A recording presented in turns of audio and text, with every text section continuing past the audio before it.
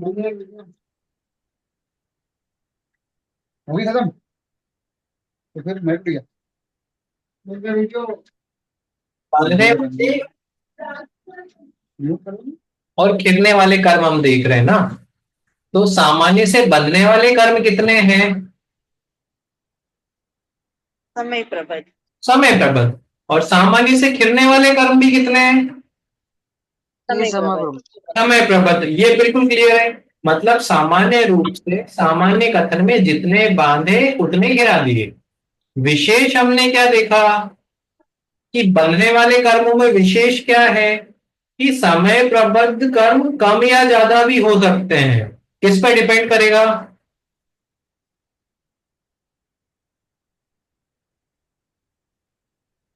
किस पे निर्भर करेगा? कषाय पे। योगों पे, है ना। योग की विशेषता से कम ज्यादा हो रहे हैं ना। और योगों की खिलने वाले कर्म भी अनेक समय प्रबद्ध भी खिल सकते हैं। किस पे डिपेंड करेगा? प्रयोग पे, पुरुषार्थ पे। कौन सा पुरुषार्थ? शुद्ध भाव रूप तपश्चरण रूप जो पुरुषार्थ है उस पर डिपेंड करेगा। तो ये दो चीजें बिल्कुल बहुत अच्छी तरह से क्लियर हैं। ठीक है। अब समझने के लिए हम भैया एक बार फिर से रिपीट कर दीजिए ना, वो मीटिंग ज्वाइन करने में छूट गया। नहीं करता हूँ, इसको रिपीट करता हूँ मैं और नंबर के साथ तो जल्दी समझ में आएगा, है ना। और ये जो अपन नंबर ले रहे हैं ना, ये वास्तविक नंबर नहीं है, क्योंकि काउंटेबल नहीं होते हैं कर्म परमाणु, है ना। इतने इतने कम नहीं बनते। अपन समझने के लिए ले रहे हैं। मान लो एक समय में मैं 100 कर्म परमाणु मानता हूं, तो समय प्रबद्ध कर्म परमाणु कितने हो गए? एक समय में 100। 100 हो गए। अब ये कहते हैं कि बांध कितने रहे हो इस समय प्रबद्ध, तो कितने बांधे मैंने? संख्या की अपेक्षा कितने बांधे?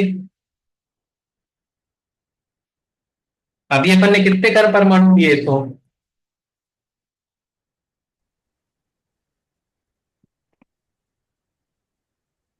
आवाज नहीं आ रही मेरी? ना, अब आई अब आई। हाँ। अगर मैं समय प्रबद्ध कर्म परमाणु 100 लेता हूं, तो बांध कितने रहा हूं? 100। 100 प्रत्येक तो समय। और खिला कितने रहा हूं प्रत्येक समय में? 100 100। 100। 100, है ना। तो ये पहला सिद्धांत हो गया।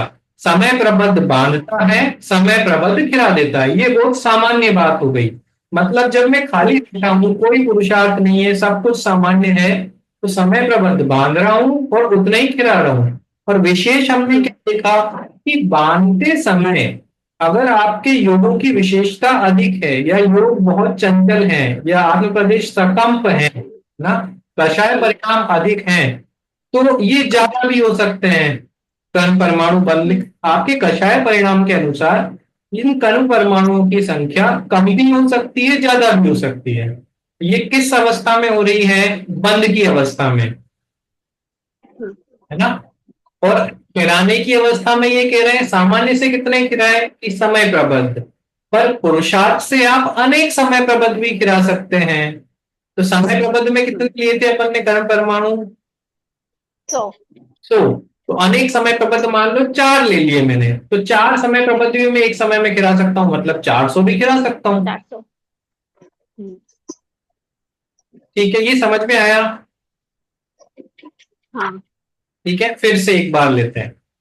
बंध और निर्जरा, दो बातें चल रही हैं यहाँ पे। कर्म परमाणु बांधने वाली अवस्था और कर्मों के खिलने वाली अवस्था। दोनों अवस्थाओं में सामान्य रूप से या सामान्य कथन में या सामान्य अवस्था में मैं कितने कर्म परमाणु बांधता और गिराता हूं? 100 समय बांधता हूँ, 100। प्रबंध। 100 समय समय प्रबंध। है ना। लेकिन बांधते समय इन समय प्रबंध में जो कर्म परमाणु हैं उनकी संख्या कम या ज्यादा हो सकती है। किस कारण से? पुरुषार्थ से। अरे बांधने में कहाँ का पुरुषार्थ? बांधने में योगों की चंचलता से। और योगों की चंचलता। विशेषता, है ना, योगों की विशेषता। वैसे ही खिराते समय सामान्य से एक समय प्रबद्ध खिरा रहा हूं, सामान्य से समय प्रबद्ध खिरा रहा हूं, लेकिन ये अनेक समय प्रबद्ध भी हो सकते हैं। क्या निमित्त बनेगा, किस कारण से अनेक समय प्रबद्ध होंगे ये? पुरुषार्थ द्वारा। पुरुषार्थ से, है ना, तपश्चरण आदि क्रियाओं से। ठीक है, समझ में आया थोड़ा सा? हाँ, ठीक है।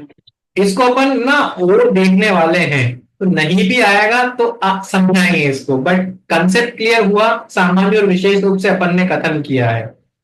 अब हमने दो अवस्थाएं देख ली जीव की। अभी आप भूल जाओ कि समय प्रबंध कितना है, ठीक है, कितने खिलते हैं कितने बंध रहे हैं, वो एक बार अपन छोड़ देते हैं। एक अवस्था हमने देख ली जीव की जहां पे वो कर्मों को बांध रहा है। दूसरी अवस्था हमने देखी जीव की जहां पे वो कर्मों को खिला रहा है। ठीक? तो बांधने और खिलाने के बीच में एक अवस्था और बनती है जीव और कर्म की, जिसको हम कहते हैं सत्ता। हाँ?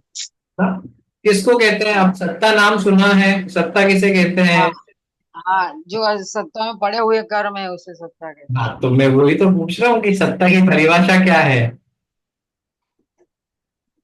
बंधने के बाद जब तक उदय में नहीं आवे तब तक सत्ता बोलते हैं। हाँ, कि एक जो पहली अवस्था में अपन निरंतर कर्म बांध रहे थे ना, वो अलग अलग समयों में बंधे हुए कर्म जब तक खिल नहीं जाते ना, तब तक उनकी इन्वेंट्री जो बनी रहती है, उनका भंडारण जो होता रहता है जीव के साथ, वो है सत्ता। सत्ता अर्थात अनेक समयों में जो कर्म जीव ने बांधे, वो जीव के साथ रहे, उदयावली में नहीं आए।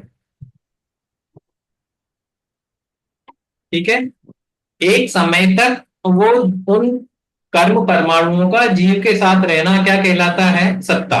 सत्ता सत्ता। ठीक है, तो क्रम देखेंगे तो पहले होगा बंध, फिर बनेगी सत्ता, और फिर उनका होगा निर्जरा या कर्म खिलना चालू होंगे। ठीक है, हाँ ना? हाँ हाँ। ना? तो कर्म तो बंध, फिर भैया उदय हाँ, बंध, हम्म, उसके बाद सत्ता, फिर बंध, निर्जरा, तो उदय। हाँ, निर्जरा के दो, उदय के दो, है ना, वो एक ही चीज है। हाँ सेम है हाँ। निर्जरा में भी कर्म खिल रहे हैं, उदय में भी, उदय में आके कर्म खिल रहे हैं, है ना? तो बंध अर्थात कर्म परमाणु का संबंधित होना जीव से, सत्ता अर्थात कुछ समय तक जीव के साथ रहना, और उदय आना अर्थात अब उनका खिलना चालू हो जाना। हम फल भोगने लग गए तो वो हो गई उनकी निर्जरा चालू, वहां से खिलने खिलने लग गए, उदय में आने लग गए या फल देने लग गए ना। अब बांधे कितने थे? 100 करना। तो 100। ना, 100 का दूसरा 100 कितना था? 100 हाँ, 100, और 100 का एक दूसरा नाम भी अपन ने देखा था, वो क्या था? समय समय प्रबल। बिल्कुल सही। किराए कितने थे? समय प्रबंध। है ना? अब संख्या कितनी हो गई? 100 दोनों। है ना?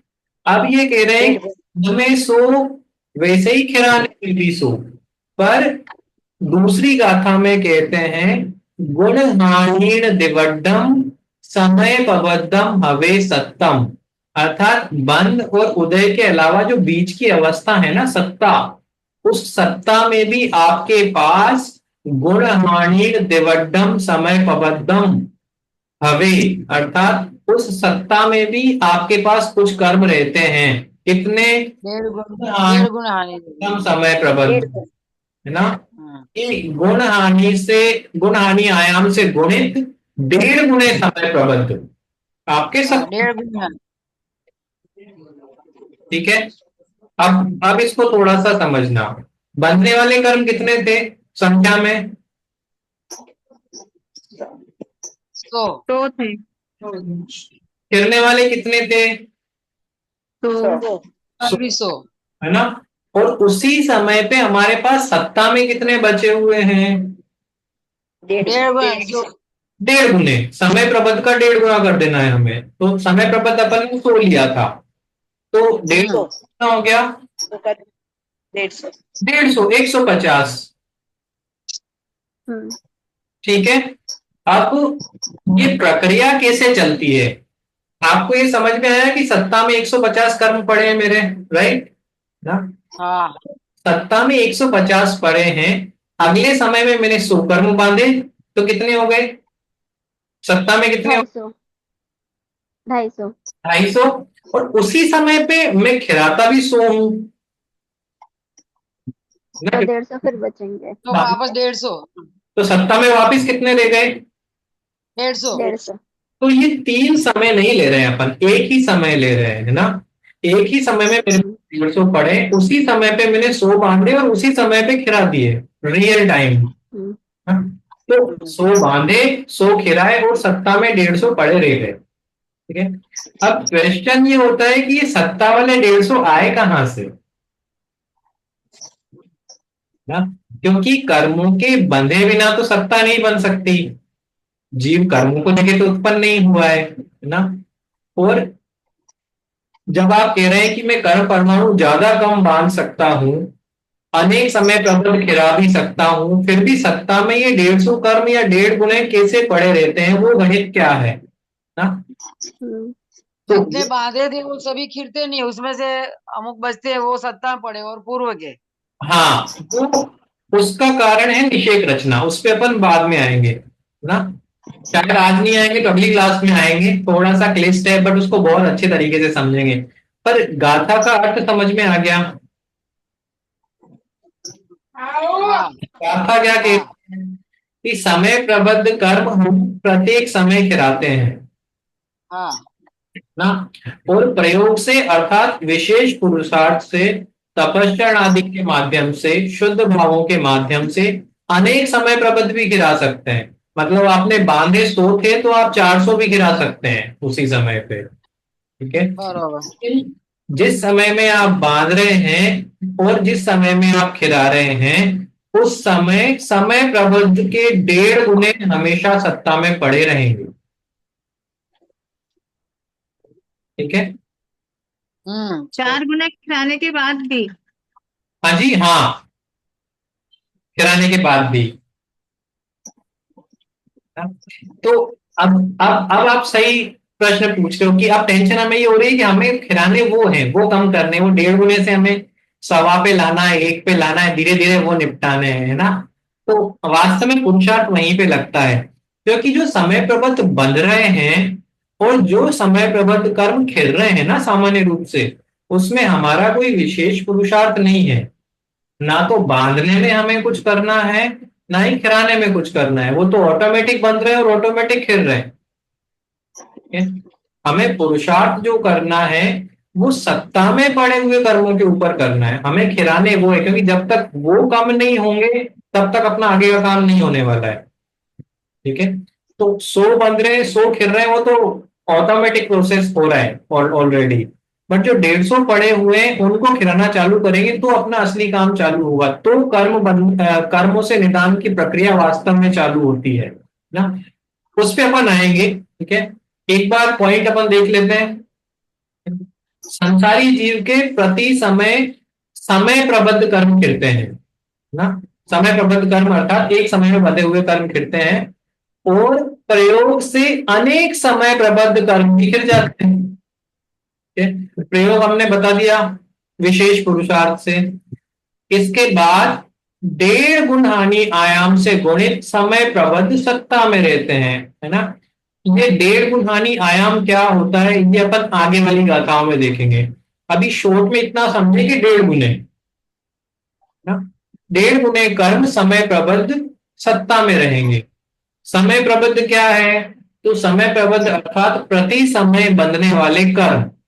और विशेष रूप से अगर जानना हो तो सिद्ध जीव राशि का अनंतवां भाग और अभव्य जीव राशि से अनंत गुने जो संख्या है वो हो गई समय प्रबद्ध। प्रयोग अर्थात क्या है कि तपस्या आदि विशिष्ट पूर्व परिणाम हो गए, जिनसे शुद्ध भाव हो रहे हो, शुद्ध परिणाम हो रहे हो, जो अनंत गुणी निर्जरा करवाते हैं ना। अब गुण हानि क्या चीज है?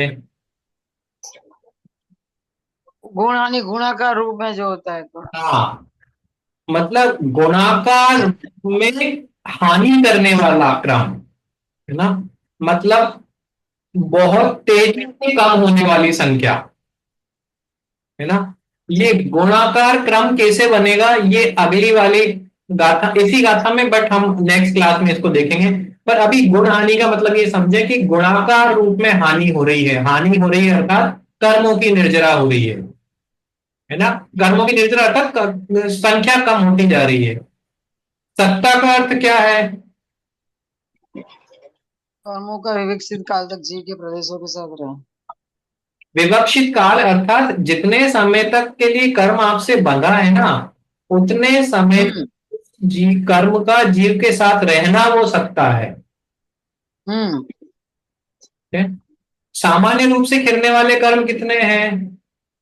एक समय बराबर। और प्रयोग समय प्रबल, कर्म कितने हैं? समय प्रबल, अनेक समय, समय प्रबल, अनेक समय प्रबद्ध प्रयोग से, है ना। सामान्य से बनने वाले कर्म कितने हैं? एक समय समय प्रबल। समय प्रबद्ध, समय प्रबद्ध मतलब एक समय प्रबद्ध, है ना। तो ये हो गया। हम देखो, सत्ता में रहने वाले कर्म कितने हुए कि कुछ कम 1.5 गुण हानि आयाम से गुणित समय प्रबद्ध, है ना। अभी शब्दों पे मत जाना, इसका सीधा सा मतलब है समय प्रबद्ध का 1.5 गुना। ठीक है। प्रति समय जितने कर्म बनते हैं उतने ही खिल जाते हैं, उसके पश्चात भी कुछ कम 1.5 गुण हानि आयाम से गुणित समय प्रबद्ध सत्ता में बने रहते हैं। सिंपल अगर इसको देखें तो जितने कर्म में बांधता हूं उतने ही खिला देता हूं, लेकिन फिर भी उनके 1.5 गुने सत्ता में बने रहते हैं।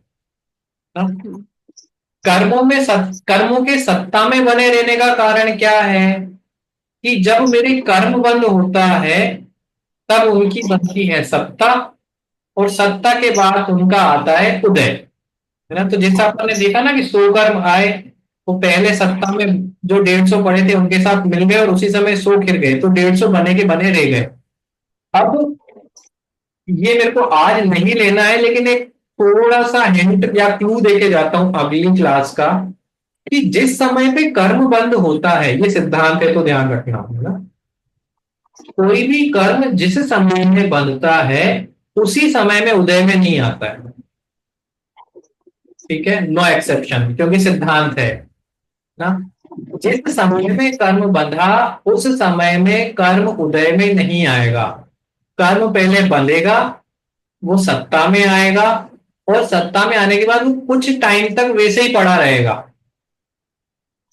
है ना। तो जितने टाइम तक वो पड़ा रहेगा उस समय को हम कहते हैं अबाधा काल।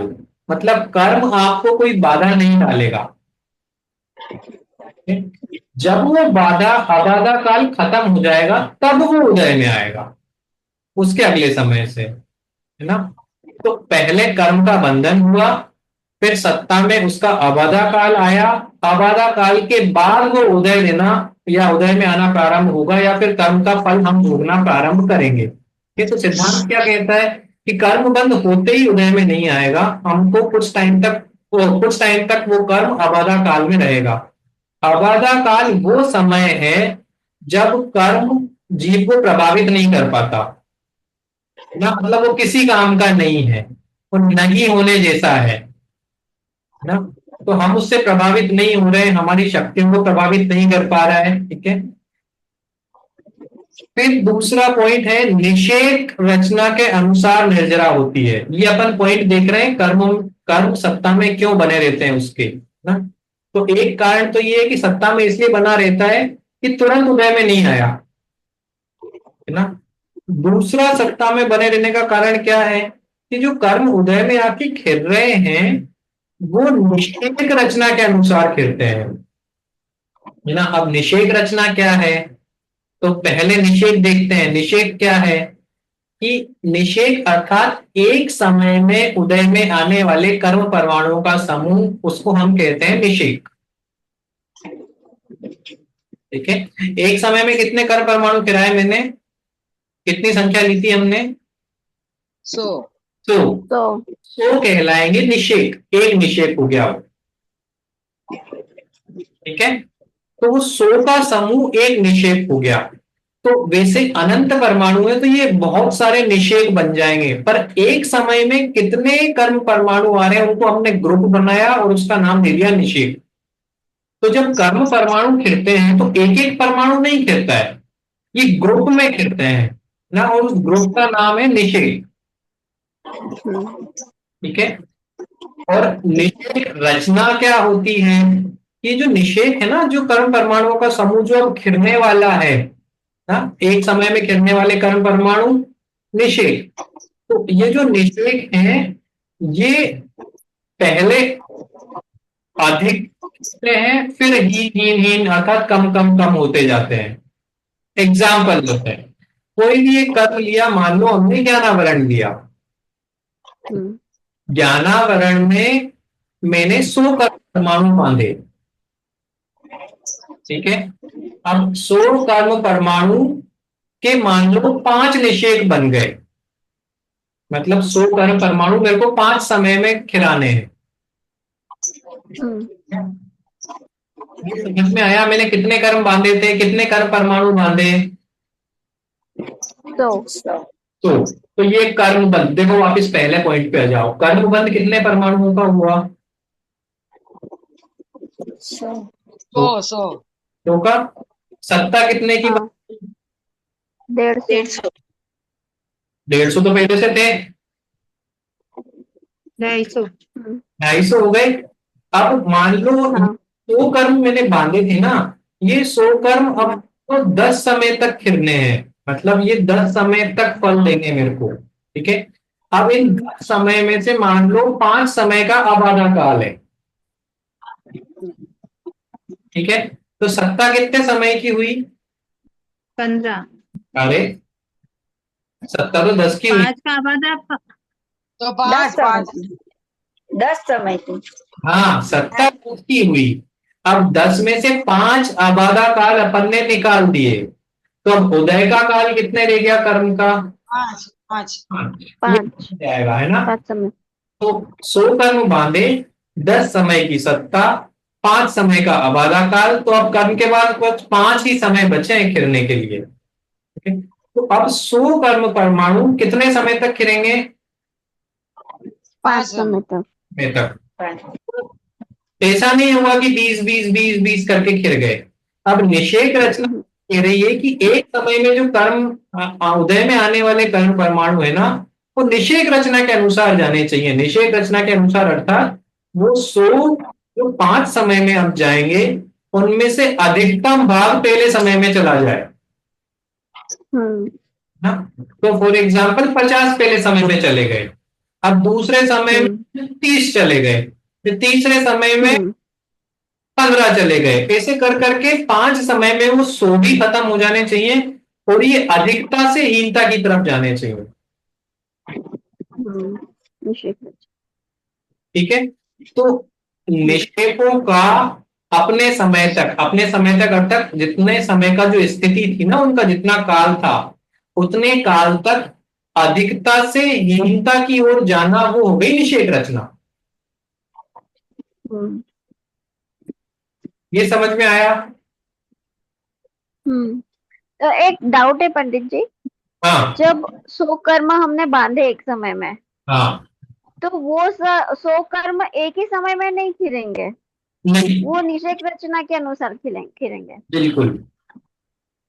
अच्छा, अभी तक मुझे ऐसा लग रहा था कि 100 बांधे वो अपनी सत्ता में चले गए और जो खिरने वाले 100 थे वो अपने खिर गए। हाँ, तो खिरने वाले 100 कर्म होंगे, वहां पे आप बिल्कुल सही है ना, लेकिन वो 100 कर्म ये 100 नहीं होंगे। हाँ हाँ, वो तो सत्ता में जाएंगे जो बंधेंगे। नहीं, सत्ता में नहीं गए। देखो, कर्मों का बंधन कभी भी रुका नहीं है। ठीक है। तो आपने खिराए तो 100 ही हैं, लेकिन जो आपने जिस समय में 100 बांधे हैं ना, उस समय में वो के वही 100 नहीं खिरा दिए। इसमें से तो आबादा 50 ही खिराए, तो बाकी के 50 कहां से आए? कि इसके पहले भी तो आप कर्म बांध रहे थे। ये तो अपन ने एक समय पकड़ा इसलिए अपन इसके 100 ले रहे हैं, बट इसके पहले वाले समय में भी तो 100 बांधे थे, उसके पहले भी 100 बांधे थे, तो उनका भी कुछ कुछ भाग आया होगा, तो सब मिला के इस समय तक 100 कर्म परमाणु खिर गए। तो 100 खिर गए, लेकिन जो 100 खिरे वो ये बंधे वाले 100 नहीं है, संख्या बराबर है, कर्म परमाणु अलग है। तो जो बांधे हैं अभी लेटेस्ट जो बांधे एक समय में, वो तो अब सत्ता में चले जाएंगे क्योंकि वो बंध गए आत्मा के साथ। बनते ही तो सत्ता, अगले समय में वो सत्ता, बनते ही सत्ता चालू हो गई। हाँ, हाँ, उन कर्मों की सत्ता चालू होगी। और जो पहले के स्टॉक में पड़े हुए थे, वो कोई 100 कर्म अभी इस समय में खिर गए। हाँ, तो आप इसको बिल्कुल सही है ना, आप इसको ऐसे कह दो थोड़ा सिंप्लीफाई करने के लिए कि जिस समय में आपने 100 कर्म बांधे, वो सत्ता में आए, वो सत्ता में आए तो वैसे भी उनका एक समय तो कम से कम आबादा काल मानोगे ही सही आप, तो आबादा काल तक तो वैसे भी उदय में नहीं आ रहे, लेकिन उस समय हमें 100 खिलाने भी जरूरी है, क्योंकि सिद्धांत के अनुसार जितने बांधे उतने खिल रहे हैं। तो ये 100 खिलने जो जरूरी है वो कर्म कहाँ से आए? इस समय के पहले जो कर्म परमाणु बांधे थे ना, वो अभी खिल रहे हैं। जो बांधा था वो अगले समय से खिलना चालू होगा आबादा काल खत्म होने के बाद। पर सिद्धांत क्या कह रहा है कि ये 100 समान रूप से नहीं खिल जाएंगे ना, ये निषेक रचना के अनुसार खिलेंगे। पहले अधिकतम कर्म परमाणु, फिर कम कम कम कम ऐसे होते हुए वो कर्म परमाणु या वो कर्म खत्म हो जाएगा। मतलब वो जो 100 कर्म परमाणुओं का समूह है, वो पहले समय में अधिक, फिर कम, फिर कम कम होते हुए 100 के 100, वो उसका जो गणित है वो 100 के 100 ही गिरेंगे, पर वो कम ज्यादा नहीं होगा। वो कैसे ज्यादा होगा? जो बांध ही आपने 100 है तो वो कैसे ज्यादा गिराओगे?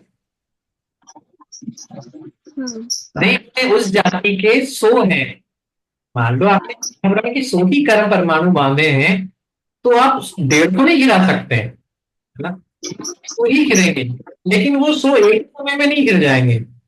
अगर एक काम होगा तो एक समय में गिरेंगे, पर अगर मान लो उनकी स्थिति 5 समय की है, 4 समय की है, 3 समय की है, तो 3 समय तक वो 100 कर्म परमाणु चलने चाहिए।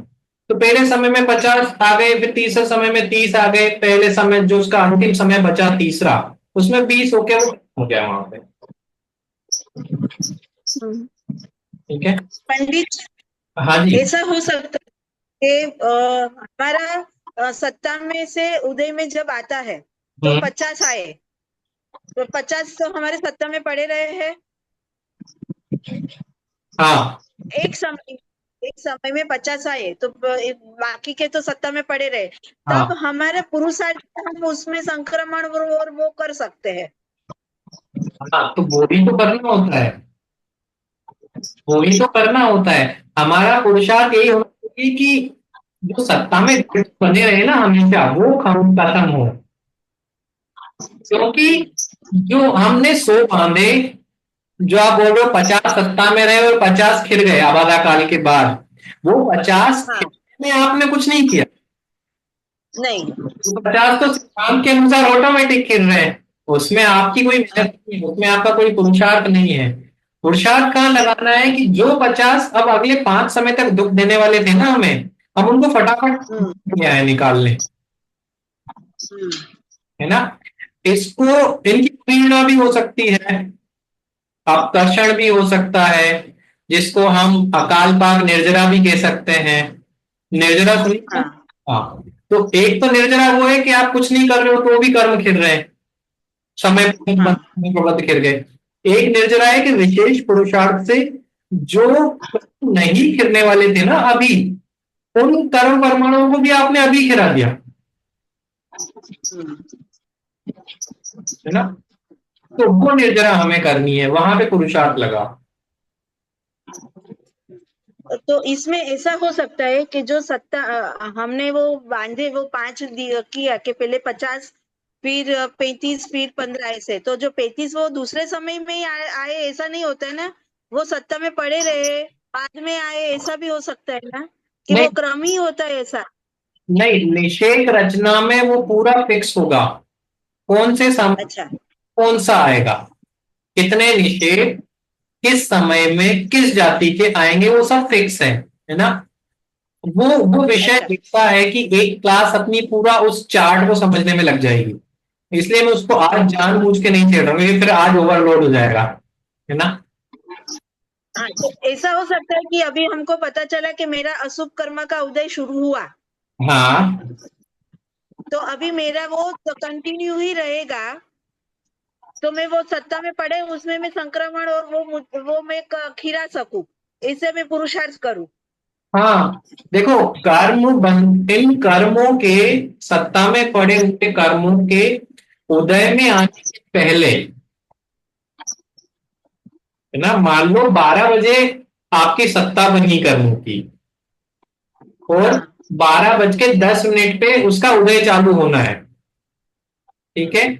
तो 12 बजे से लेके 12:09 और 59 तक पूरा सब कुछ आपके हाथ में है। उत्कर्षण करवा लो, अपकर्षण कर, हाँ उसके नियम है, कितना होगा कैसे होगा वो अपन देखेंगे, लेकिन अपना बस चलता है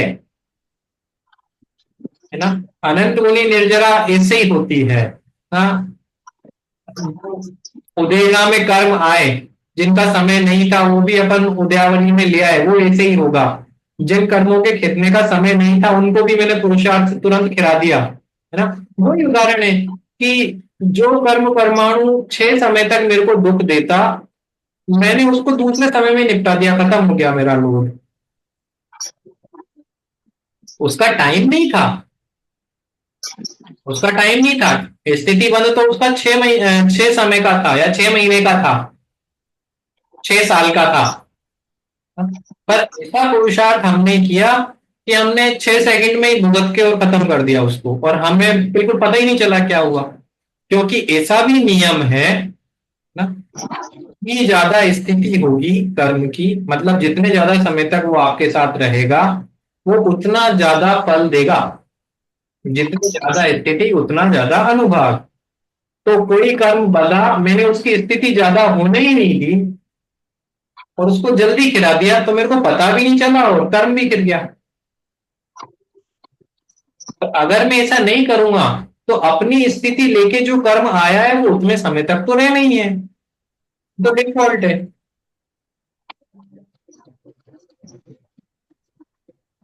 ठीक है, वो मिल गया आपके प्रश्न का आंसर जो भी है ना, कि कैसे बनेगा।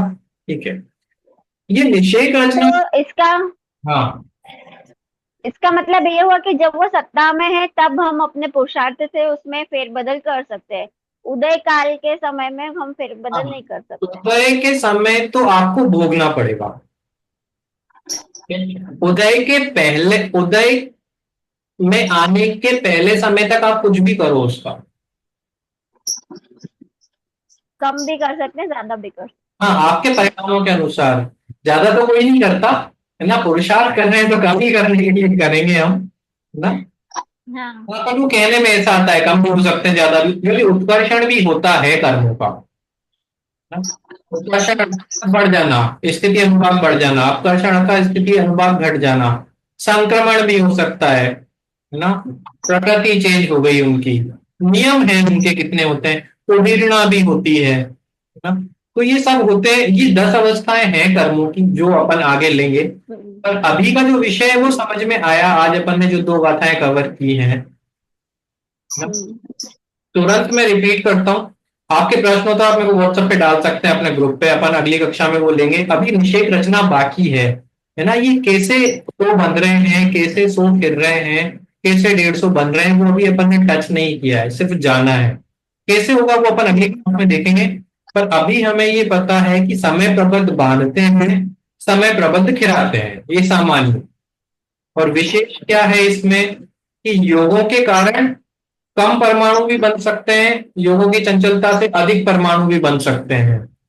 और खिलाने में भी अगर विशेष पुरुषार्थ हो, तपस्या अधिक अच्छे हो, सम्यक पुरुषार्थ हो, तो समय प्रबद्ध ही नहीं खिलाता, मैं अनेक समय प्रबद्ध भी खिला सकता हूं ना। तो समय प्रबद्ध बांध के, समय प्रबद्ध खिला के भी मेरी सत्ता में हमेशा 1.5 गुने कर्म पड़े रहते हैं। इन कर्मों के सत्ता में बने रहने के जो कारण है वो है, एक तो कर्म बंध के बाद तुरंत उदय में नहीं आना उनका, है ना, उनकी सत्ता बनना, आबादा काल रहना, और उनका उदय में आने पर भी डायरेक्ट पूरा 100% उदय में नहीं आ जाना, निषेक रचना के अनुसार क्रम क्रम से अपनी स्थिति पर्यंत उदय में आना। ये दो कारण हैं जिनके कारण वो सत्ता में 1.5 गुने कर्म पड़े रहते हैं। तो अपने को अगली क्लास में ये ही कवर करना है कि 100 बांधे 100 खिलाए तो ये 150 बने कैसे रहे। ठीक है, इसमें कोई क्वेश्चन है? अभी अपने पास टाइम खत्म हो जाएगा शायद, है ना?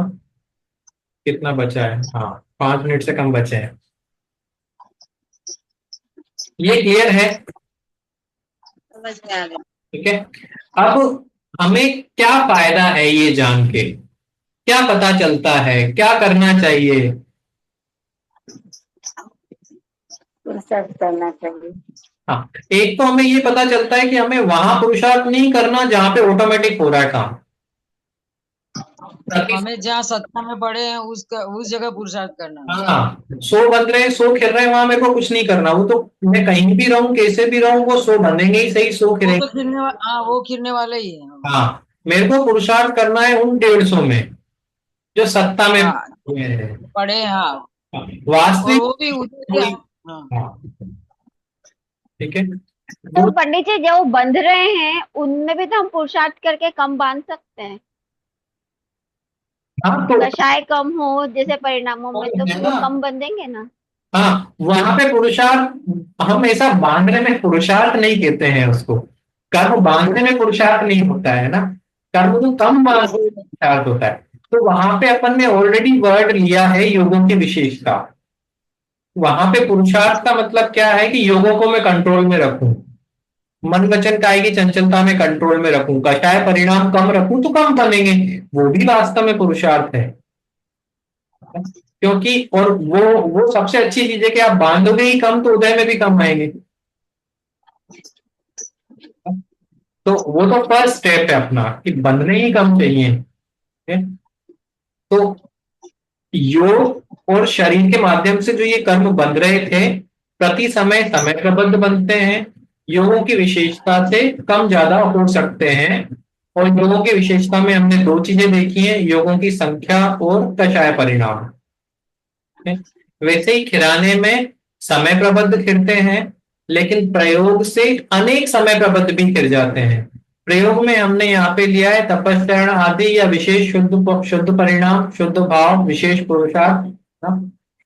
इन बंधने और खिरने के समय में 1.5 गुने समय प्रबद्ध हमेशा सत्ता में पड़े रहते हैं। ये 3 सिद्धांत है। ठीक है, समझ में हमें ये आता है कि जो चल रहा है वो ऑटोमेटिक चल रहा है, ये ऑटोमेटिक प्रोसेस है। हमें काम करना है जो काम रुका हुआ है सत्ता वाला। सत्ता वाले ऑटोमेटिक नहीं गिर रहे हैं, वो 150 जो बने हुए ना वो कम नहीं हो रहे। तो हमारा पुरुषार्थ उन सत्ता में बने हुए कर्मों को खिलाने की तरफ हो।